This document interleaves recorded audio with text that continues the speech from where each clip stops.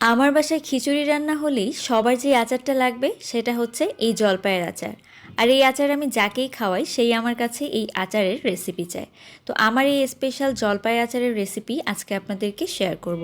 তো প্রথমে আমি এখানে তেল নিয়ে নিচ্ছি, সরিষার তেল অবশ্যই নিতে হবে। আমি 2 কেজি পরিমাণের জলপাইয়ের আচার তৈরি করছি, তার জন্য 2 কাপ পরিমাণে সরিষার তেল, তার সাথে নিয়ে নিলাম 2 চামচ পরিমাণে শুকনো মরিচের গুঁড়া আর 1 চামচ পরিমাণে হলুদের গুঁড়া।